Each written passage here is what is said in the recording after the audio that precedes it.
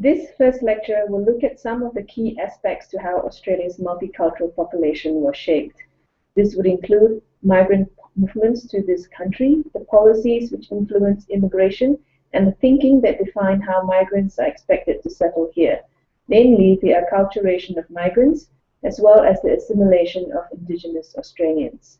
We will then look at multiculturalism as a policy from its pronouncement in the early 1970s, the evolution of this policy through different government leadership, culminating with the current Australian multicultural policy.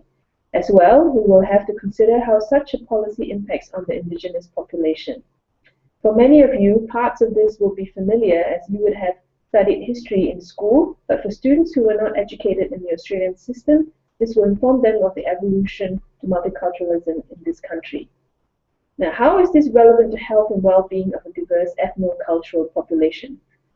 Before we examine the many factors that affect their health and well-being, it is essential that we understand the history of immigration policies and programs and the impact on Indigenous peoples and migrants' experiences, as they have profound implication on the day-to-day living of these populations.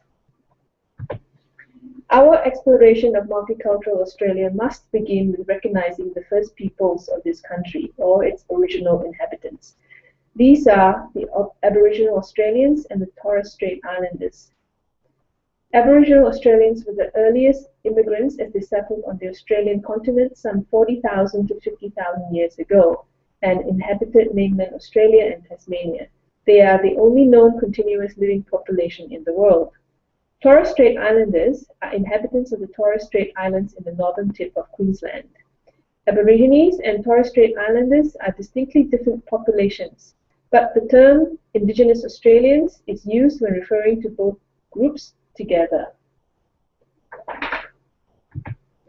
Prior to the 18th century and British colonization, there's evidence that intercultural exchanges and interactions between Aboriginal Australians and people from the Indonesian archipelago, such as the Makassar fishermen, have been ongoing for possibly hundreds of years. Descendants of intermarriages between the Aborigines and inhabitants of islands close to Australia, and the use of Malay words in some Aboriginal languages is still evident today. Exploration expeditions by Europeans, such as the Dutch, have been recorded as early as the 17th century. 1788 marks the beginning of British colonization as Captain Arthur Phillip established a penal colony in Botany Bay, which was followed by the establishment of colonies in other parts of the continent. Convicts that were transported to this British colony were part of the early immigrants, along with the free settlers who took up the opportunity to migrate. The gold rush in the 1850s was the major reason for the rapid increase of population as migration of people from other countries occurred. Many who came to prospect for gold decided to remain. In many ways, this immigration of different nationals marked the beginning of a multicultural society in Australia. The second half of the 19th century also witnessed the immigration of other European settlers. To encourage immigrants from Europe, especially skilled immigrants, subsidies were provided to immigrants, including passage, supplies, and other resources to assist them settle in the new country. However, not all were accorded the same welcome or facilities. For instance, the Chinese had to have special travel documents if they wanted to leave New South Wales. There was also the Chinese Immigration Act of 1855 in Victoria, which restricted the number of Chinese arrivals. Many of the acts against the Chinese would be viewed as racist and unacceptable in our society nowadays.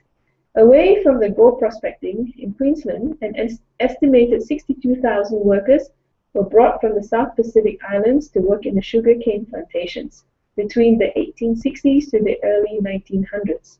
They were mainly from Melanesia, but also came from Polynesia and Micronesia. Many were indentured labor, and some were brought against their will. The impact on Aboriginal Australians was profound, as new diseases such as smallpox, measles, and influenza were introduced, and many succumbed as they did not have resistance to these diseases. Also, conflict took its toll as the Aborigines fought to save their land from being seized or being dispossessed from the traditional land and losing vital resources to be able to live. Families were separated, their children forcibly removed, and their social fabric torn apart. It was estimated the Aboriginal population of approximately 500,000 prior to colonization has been significantly reduced to 50,000. From the 2011 census data, it is estimated that Aboriginal Australians make up 3% of the total Australian population. Of this, 48% of Aboriginal Australians are located in the Northern Territory.